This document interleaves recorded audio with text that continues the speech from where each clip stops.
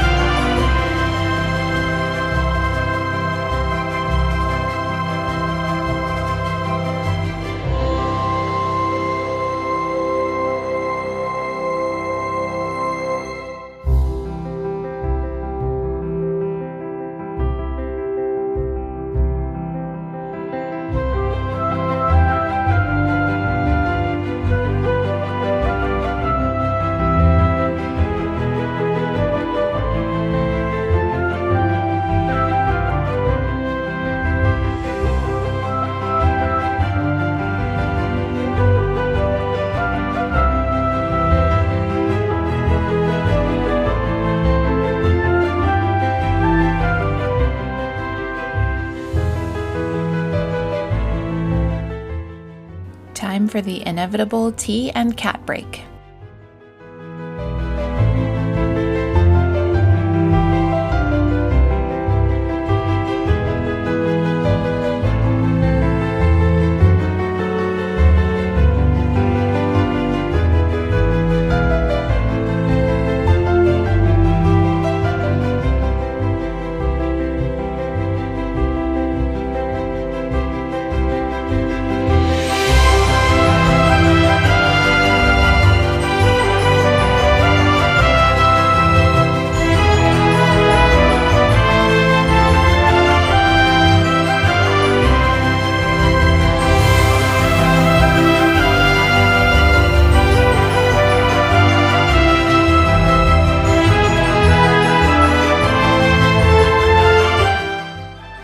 Since the fabric is a plain, solid color that doesn't lend itself well to gathers or other manipulation seen in some reform dresses, I started looking around for some ideas on how to embellish the simple lines of the dress. I found this wonderful example from about 1911 that resides in the Missouri Historic Costume and Textile Collection, and fell in love with the embroidered collar area.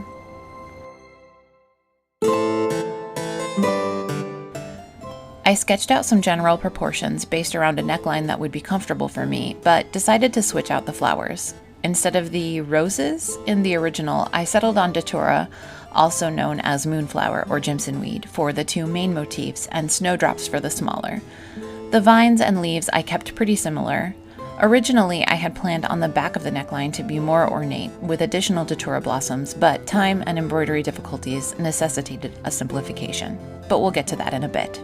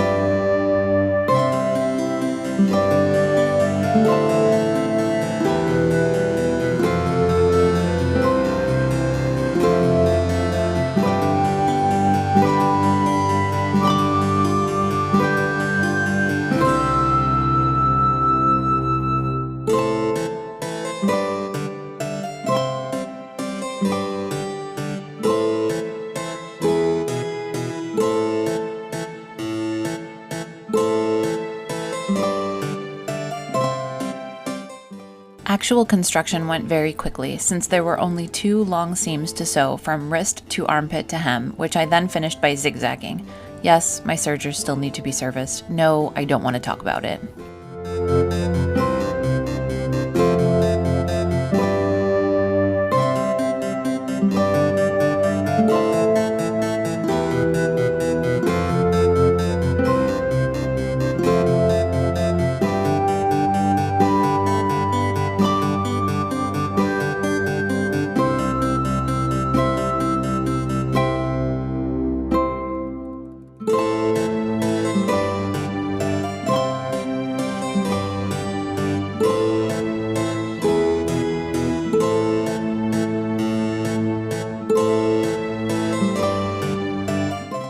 After a quick try-on to make sure the length and proportions were correct, it's time to get into the part of the dress that took the longest, the embroidery.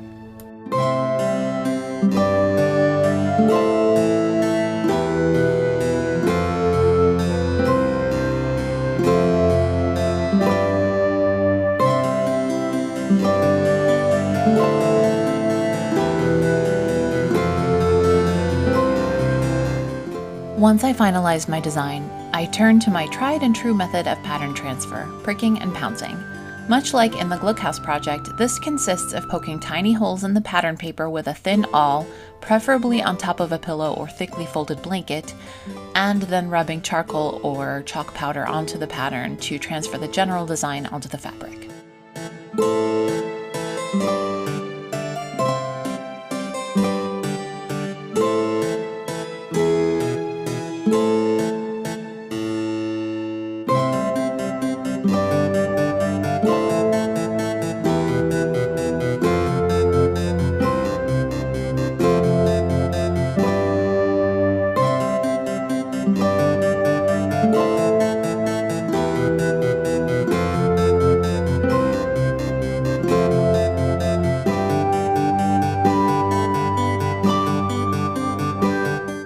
After the design is completely transferred, I used a friction pen to make the general lines of the design more permanent, although the heat-sensitive ink will disappear when ironed.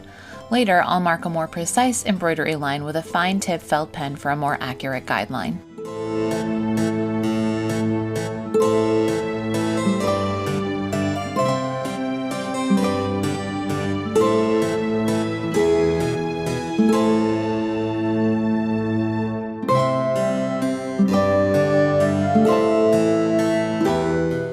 Because the fabric was so oddly finicky, I wanted to do a quick test embroidery.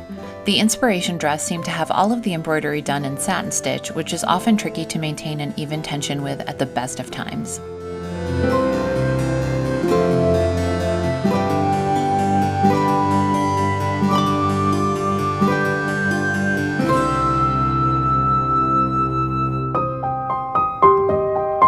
I started off using an embroidery hoop, but that didn't last very long. Not only was it unhelpful with maintaining the fabric at an even tension, it made working the embroidery more difficult as I couldn't stitch only from the top of the fabric and had to keep reaching inside the neck hole to get at the back of it. Once I abandoned the hoop, stitching went much more quickly.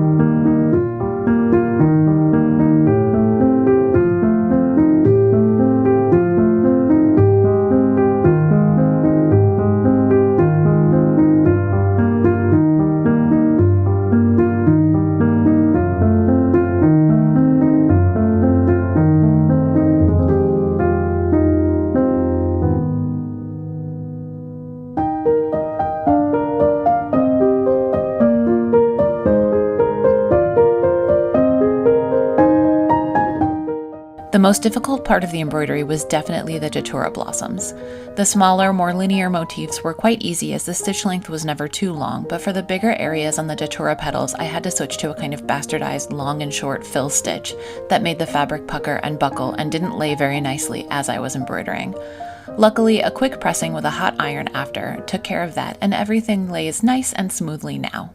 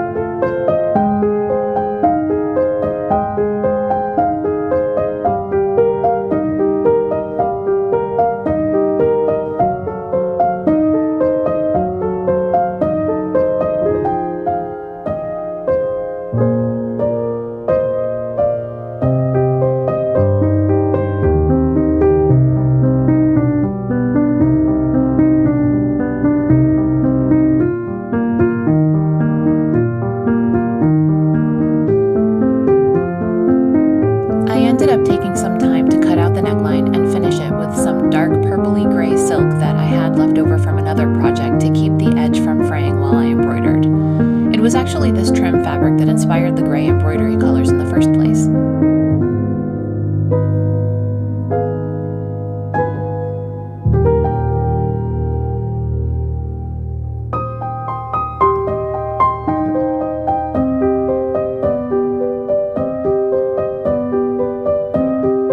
Here you can see the much simplified back embroidery with vines and a single snowdrop. I actually ended up liking this motif much better than what I'd originally planned.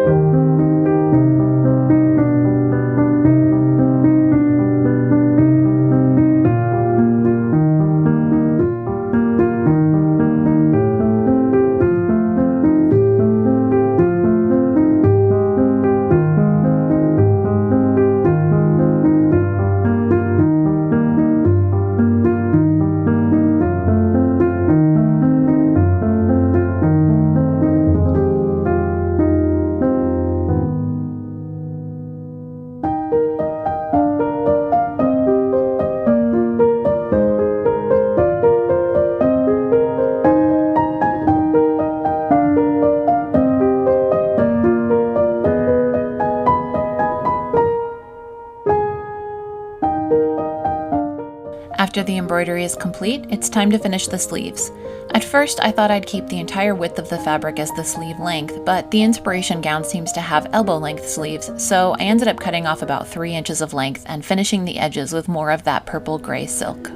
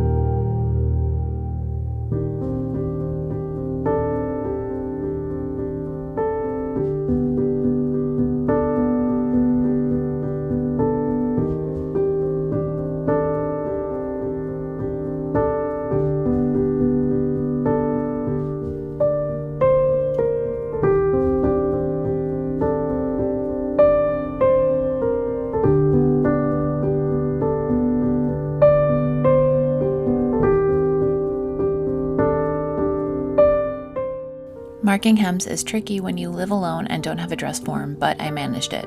Awkwardly. And of course, production assistant Bran helps as much as he can.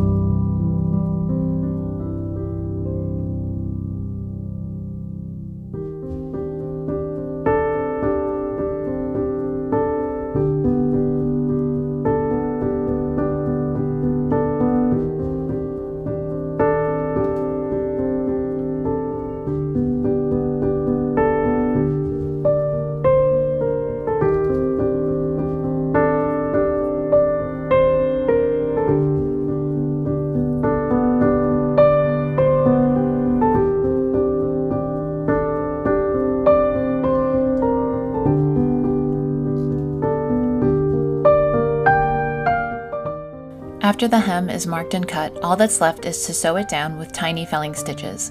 Since I don't actually have any matching thread, the tiny stitch part is super important because I want the gray thread to be as invisible as possible from the outside.